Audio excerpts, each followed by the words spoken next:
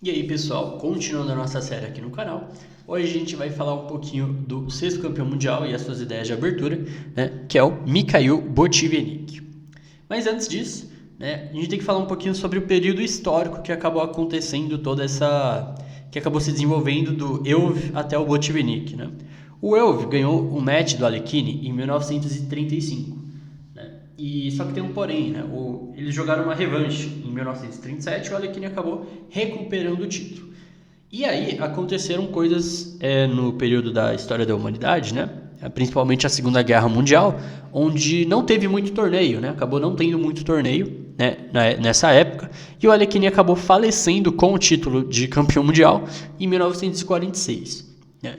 Daí a FIDE, né? Que é a Federação Internacional de Xadrez, acabou criando um torneio com os melhores jogadores do mundo para decidir quem seria o novo campeão mundial, né?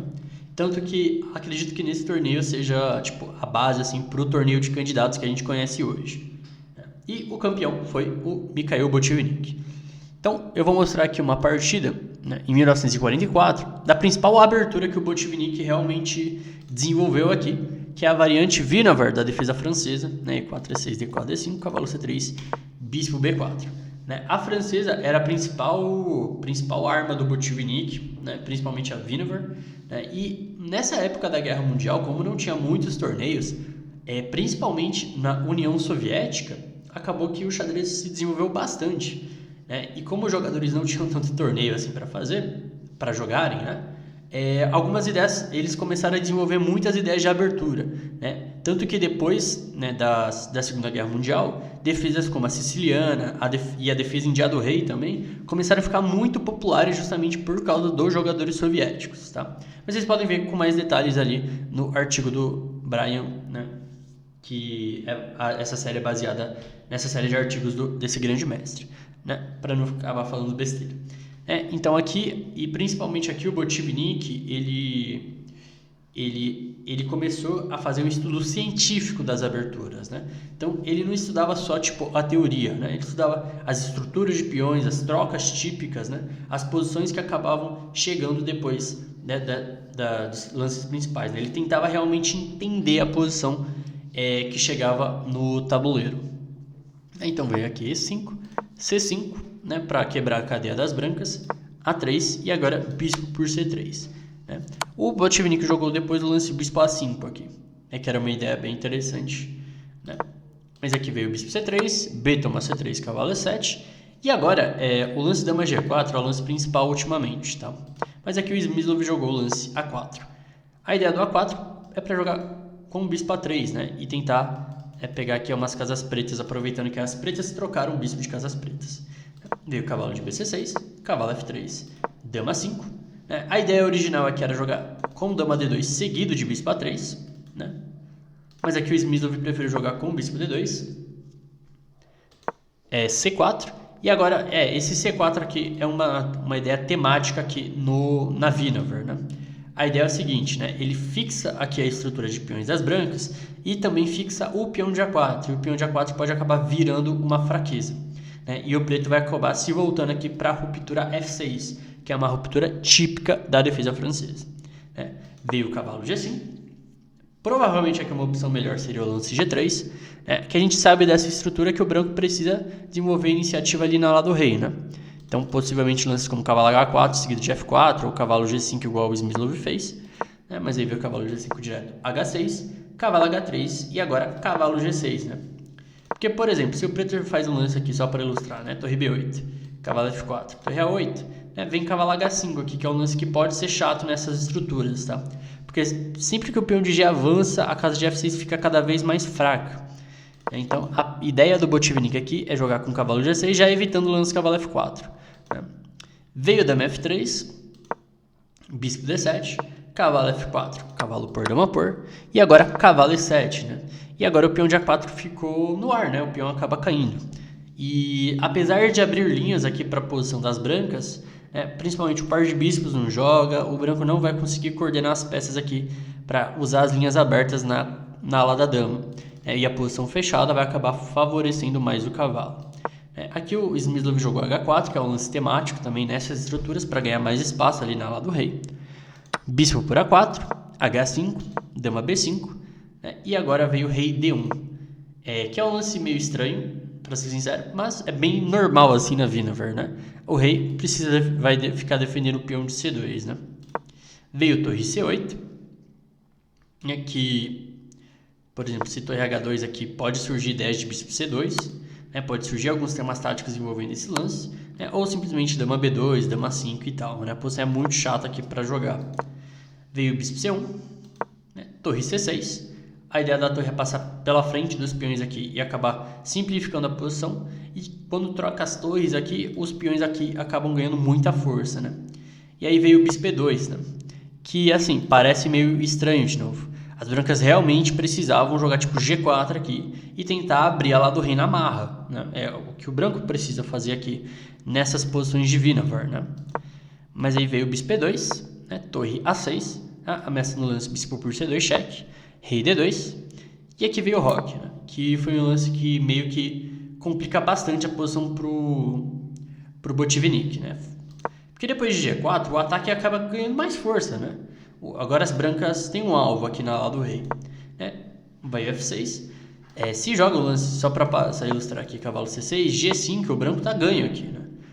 O ataque vem muito forte, né? Então aqui o Botvinnik acabou dando um alvo para as brancas aqui, né? Tipo, torre G1 é mate, né? Dama G7 acabou a partida. Veio G4, então teve que jogar F6 aqui, uma ruptura típica, mas era tipo, o único jeito de evitar F6. Tem um por, torre por, e agora dama C7, né? E aqui a ala do rei acabou ficando muito aberta, né? Tem ideias de G5, o bispo pode acabar vindo por A3 e acabar entrando no jogo, né? E o rei das brancas não é fácil de explorar ali em D2. Seguiu torre F7, defendendo o cavalo. Dama D8, rei H7. E aí F4, né? O Smyslov tá tentando atacar na ala do rei, é isso que ele precisa fazer, né? Veio dama 5, não. Tentando trocar as damas aqui para dar uma aliviada no ataque. Dama B8, mantém na dama, né? Cavalo C6, dama E8, torre E7 e agora dama G6 cheque, que provavelmente foi o erro que decide a partida, tá? Aqui, o que acontece? Provavelmente dama F8 aqui seria uma opção melhor, mantendo as ideias de G5 e G6. E aí o preto seria obrigado a jogar dama D8, né, para trocar as damas, dama por D8, cavalo por D8, e aí G5. Né? E apesar das pretas terem um peão a mais aqui, o rei das pretas está um pouco exposto aqui, né? E tipo, bispo A3, bispo D6, não é fácil usar esse peão a mais que as pretas têm, né? Tem a coluna E aberta aqui para pressionar o peão G6, então aqui as brancas têm compensação total pelo material. Só que aqui quando joga a dama G6 cheque, rei G8, e por exemplo G5, né, surge outros temas táticos, né? Que, bom, por exemplo, cavalo por D4 aqui, né? Aproveitando a cravada, né? E tipo, a posição começa a ficar meio não clara, porque tipo, o branco começa a ficar perdido aqui, porque depois de cavalo B5, né, a própria dama atrapalha aqui no ataque, né, que é meio curioso. E aí tá vindo o lance D4 no próximo lance, né? Então aqui tentou bispo A3 o Smyslov para tentar segurar aqui as ideias de ataque. E aqui jogou E5 o Botvinnik, né, que aqui cavalo por D4 não funciona por causa de bispo B7, né, tá caindo na torre. Bispo B4 ali leva o quê? Leva dama C7 mesmo, tá? Mas aqui jogou E5, né? E aqui provavelmente dama C7 era uma opção melhor, porque traz a dama de volta pro centro e ataca o peão em F4, né? E se esse peão cair, eu já não sei se tipo, vai sobreviver aqui as brancas, né? Torre de HF1 e aí cavalo B4, né? Que é meio explosivo. Depois de bispo por B4, bispo E8 e a dama tá presa, né? Que é uma ideia meio bem sutil, né? Então aqui veio E5, né? Para tentar abrir o centro, eu acho que até faz mais sentido do que o plano do dama C7, é um pouco mais direto, né? Veio F por E5, né? Provavelmente aqui precisava ter jogado D toma E5 aqui o Smyslov, né? Para depois de cavalo D4 jogar bispo B4, né? Então dama B5 aqui, bispo por E7, torre por G6, torre de FB1, dama C6, C por D4 e torre E6, e essa posição é caos no tabuleiro, né? O branco tem uma dama a menos, né? Mas tem, acho que torre bispo, né? Torre bispo pela dama e, tipo, a posição tá caótica, né? Tem muito peão para ajudar aqui a posição das brancas, né? Só que depois de F por E5, o que acontece, né? Depois de F por E5, vem cavalo por D4, e agora realmente o centro das brancas não tem força, né? E aí a dama das brancas acaba caindo e as pretas vão acabar consolidando a posição, né? Veio bispo B4, dama D8, tomou em A6, B toma 6, C por D4, torre B7. Se a gente comparar com a posição ali do D por D5, né? Os peões aqui são muito mais fortes, né? Eles estão conectados um com o outro, né? Só que aqui depois de torre B7 tem a mesma ideia de material, só que a posição está mais aberta, né? Muito mais fácil atacar o rei das brancas e as brancas não têm mais aquele centro firme de peões, né? Veio torre por A4, dama G5, cheque, rei D1 e agora A5, né? C3 aqui era uma opção, né? E tanto que o computador aqui já dá até mate forçado aqui para o preto, né? Ameaça o mate em D2, né? E aí vai surgir uns temas aqui pela coluna F também, né? Veio A5, né? Para tentar abrir a posição. Bispo F3, torre por B4, bispo D5, F8, torre F1, rei 8, né? E aqui o preto não tem problemas aqui para continuar a conversão, né? Cheque, Ré7, torre por, e aí depois de dama G4, né? Aqui a posição acabou sendo adiada, né?